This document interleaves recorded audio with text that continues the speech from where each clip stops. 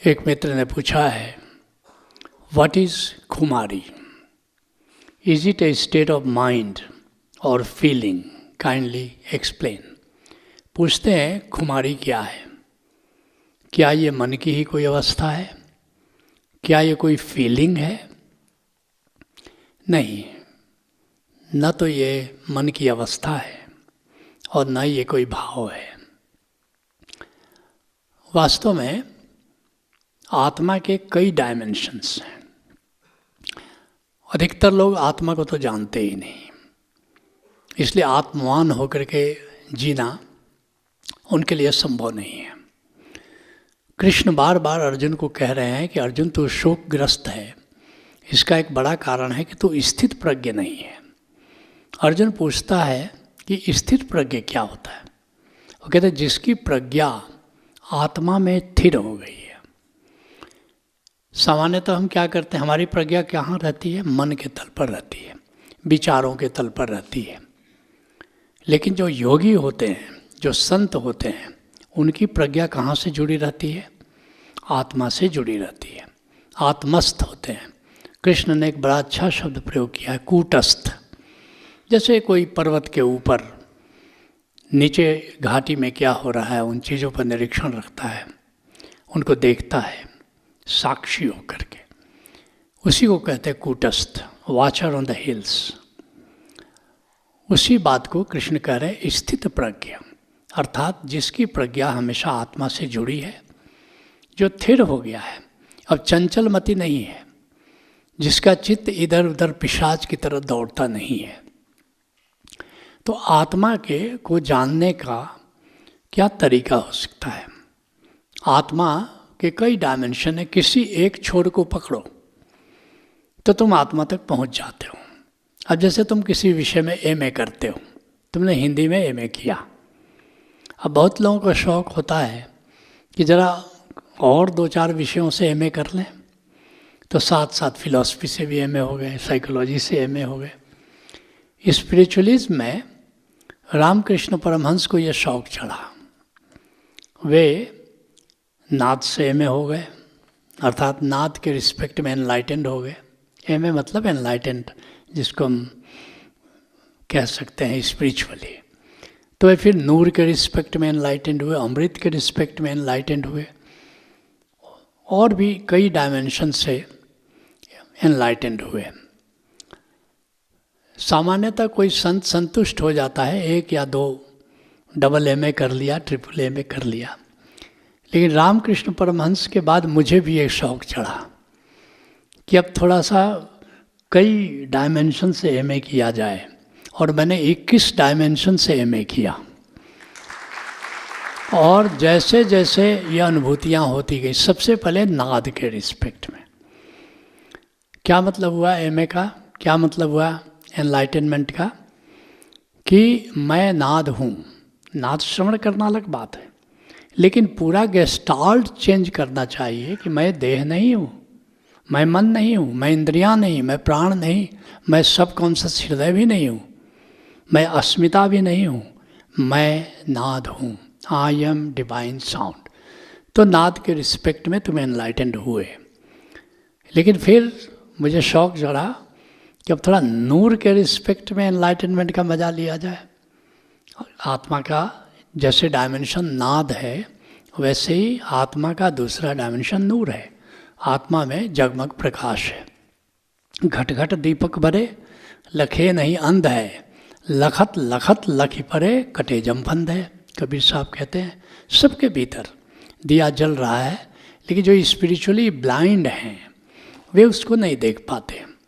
और वैसे परमात्मा ने किसी को स्पिरिचुअली ब्लाइंड नहीं बनाया है। हम जानबूझ करके बेहोशी के कारण स्पिरिचुअली ब्लाइंड है। जैसे जो लोग स्पिरिचुअली डेफ हैं, वे डिवाइन साउंड नहीं सुनते। परमात्मा ने किसी को स्पिरिचुअली डेफ नहीं बनाया है, लेकिन हम जानबूझकर बेहोशी के कारण स्पिरिचुअली डेफ हो गए। ऐसे ही अमृत डायमेंशन है, अर्थात अपनी अमरता को, अपनी आत्मा की अमरता को, अपनी आत्मा की शाश्वतता को जाना। तो जैसे जैसे मुझे एक एक डायमेंशन का अनुभव होता चला गया, उस डायमेंशन में एनलाइटमेंट घटित होता चला गया, वैसे वैसे ओशो धारा के प्रोग्राम जुड़ता जोड़ता चला गया मैं। जैसे पहले नाद ध्यान समाधि में निराकार, फिर नाद। निराकार भी आत्मा का एक डायमेंशन है और तुम अनुभव कर पाते हो मैं निराकार हूँ। जैसे किसने किया? जय कृष्ण मूर्ति का एनलाइटनमेंट किसके रिस्पेक्ट में था? मैं निराकार हूँ। महर्षि रमण का एनलाइटनमेंट किस रिस्पेक्ट में था? मैं चैतन्य हूँ।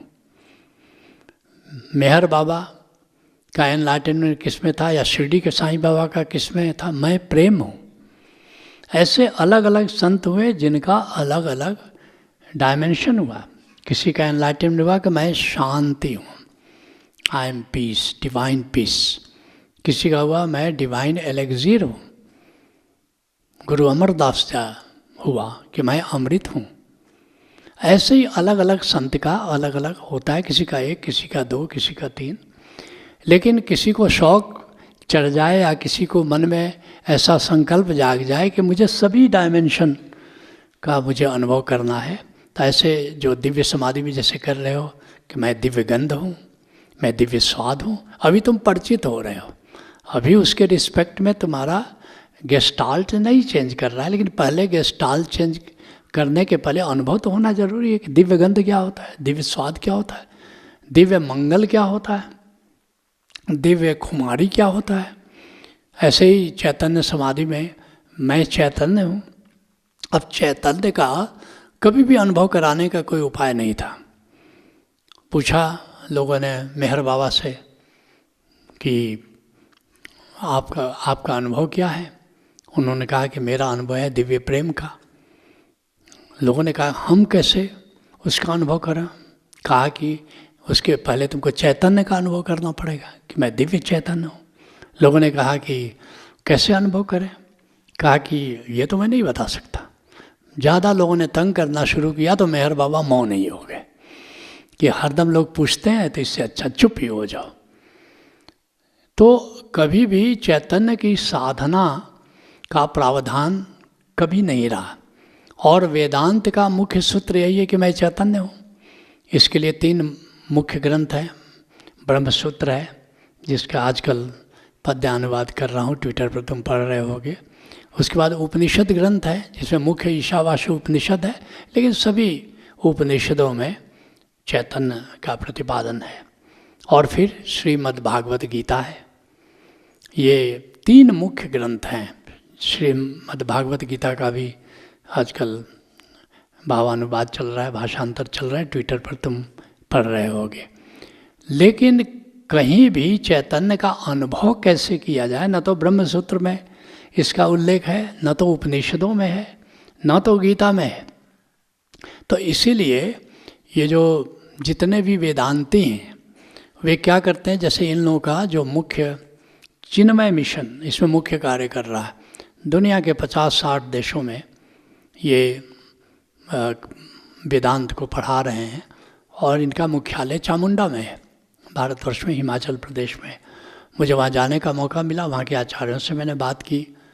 वैसे जो स्वामी चिन्मय जी महाराज थे उनसे भी मुझे मिलने का सौभाग्य मिला है, जिन्होंने चिन्मय मिशन की स्थापना की। तो मैंने उन लोगों से पूछा कि वेदांत में क्या पढ़ाते हो? उन्होंने कहा कि यही पढ़ाते हैं कि मैं चिन्मय हूँ, मैं चैतन्य आत्मा हूँ। मैंने कहा प्रयोग क्या कराते हो? उनका प्रयोग कराने का तो कोई उपाय नहीं है। ब्रह्मसूत्र पढ़ाते हैं, गीता पढ़ाते हैं, उपनिषद पढ़ाते हैं। अब ऋषियों ने जो कहा है उसको कहते हैं तुम भी उसको मान लो, क्योंकि ऋषियों ने जाना, तुम केवल मान सकते हो। नहीं, मान करके तो बात बनती नहीं है। मान्यता पर टिकी भक्ति भी मोह है। मान्यता पर अगर भक्ति भी कर रहे हो तो मोह है, वो प्रेम नहीं है। तो जानने का कहीं भी कोई उपाय नहीं है। इसलिए ओशो धारा के जो समाधि कार्यक्रम चल रहे थे तो चैतन्य समाधि बाद में इंट्रोड्यूस हुआ, क्योंकि फिर जब मैंने चैतन्य का अनुभव किया तो इस पर खोज की कि चैतन्य को बताया कैसे जाए। इसलिए जब दिव्य समाधि के बाद चैतन्य समाधि में आओगे तो ओशो धारा में चैतन्य का अनुभव कराया जाता है। उसी तरह दिव्य समाधि में तुमको दिव्य स्वाद का अनुभव कराया जाता है, फिर दिव्य गंध का अनुभव कराया जाता है, चंदन की खुशबू, गुलाब की खुशबू। जैसे नाद कई प्रकार का है, वैसे खुशबू भी कई प्रकार की, दिव्य गंध। तो ये आत्मा की सुगंध है, दिव्य स्वाद आत्मा का स्वाद है। उसी तरह ये खुमारी जो है, ये आत्मा की खुमारी है। इसको शराब की खुमारी से, नशे की खुमारी से कोई लेना देना नहीं है। इसलिए नानक देव जी कहते हैं, जितने नशे जहान दे उतर जात पर भात, नाम खुमारी नान का चढ़ी रहे दिन रात। ये दिन रात, अब एक बार जब आत्मा की खुमारी को जान लेते हो तो ये खुमारी कभी उतरती नहीं है। और एक और बात, बड़े रहस्य की बात है कि परमात्मा जब तुमको रिस्पॉन्स देता है तो दिव्य खुमारी के माध्यम से देता है। कोई साधना तुम करो, नाद की करो, नूर की करो, अमृत की करो, चैतन्य की करो, प्रेम की करो, आनंद की करो, लेकिन परमात्मा जब रिस्पॉन्स देगा तो एक मस्ती छा जाएगी तुम्हारे ऊपर, और वह मस्ती, उसी का नाम है दिव्य खुमारी।